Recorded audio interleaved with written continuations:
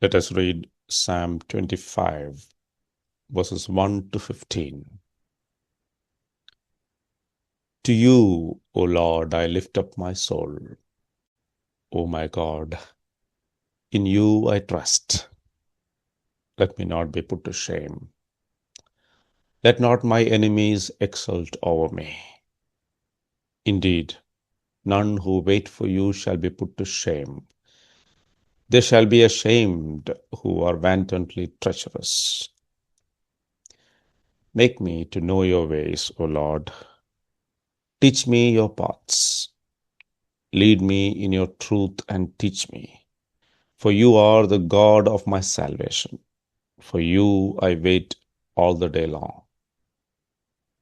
Remember your mercy, O Lord, and your steadfast love, for they have been from of old. Remember not the sins of my youth or my transgressions. According to your steadfast love, remember me, for the sake of your goodness, O Lord. Good and upright is the Lord, therefore he instructs sinners in the way. He leads the humble in what is right and teaches the humble his way. All the paths of the Lord are steadfast love and faithfulness for those who keep his covenant and his testimonies. For your name's sake, O Lord, pardon my guilt, for it is great. Who is the man who fears the Lord? Him will he instruct in the way that he should choose. His soul shall abide in well-being, and his offspring shall inherit the land. The friendship of the Lord is for those who fear him, and he makes known to them his covenant.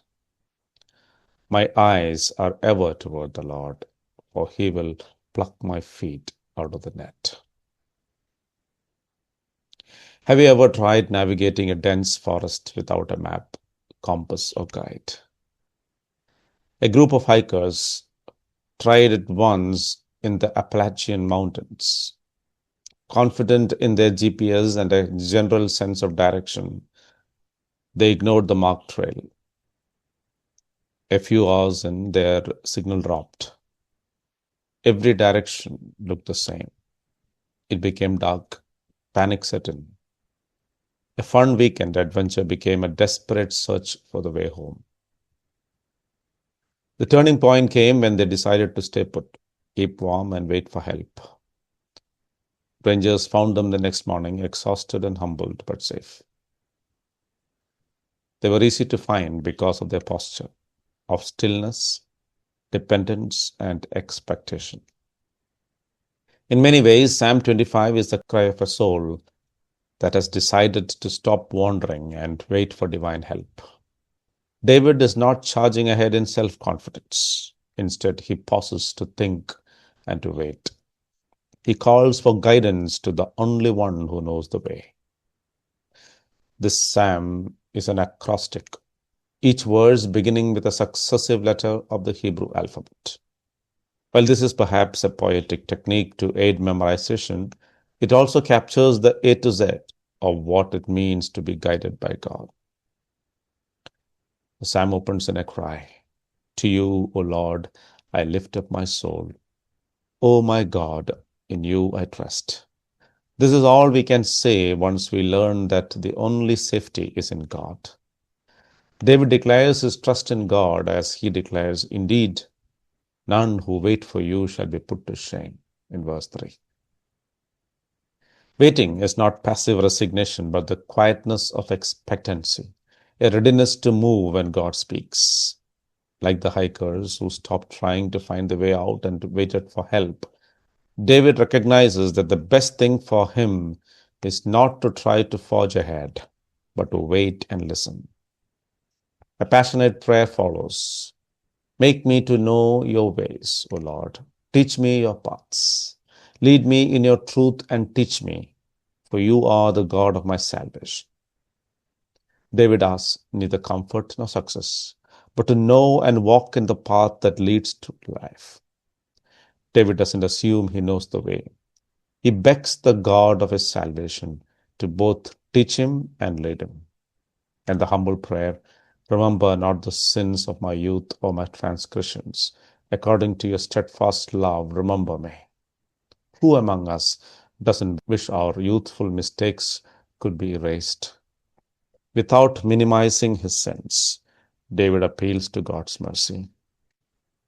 God's guidance comes only from his steadfast love. And David's praise begins as he speaks of God's goodness. Good and upright is the Lord.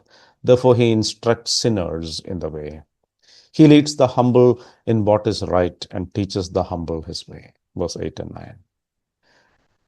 David testifies of his experience. God's guiding hand and teaching are for the humble who seek his mercy, not the proud or the self-sufficient.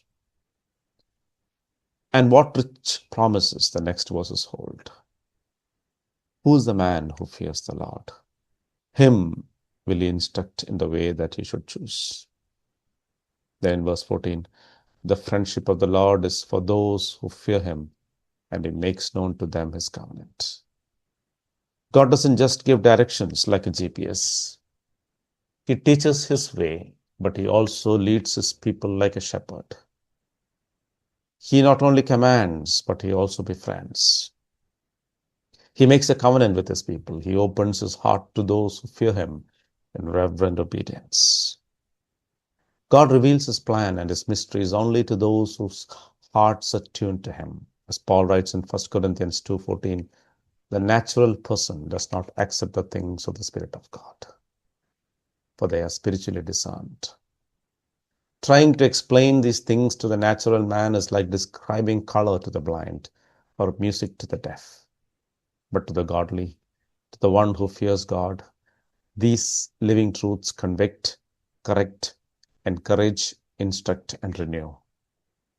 God is a revealer of secrets. Amos 3 verse 7 says, for the Lord God does nothing without revealing his secret to his servants, the prophets.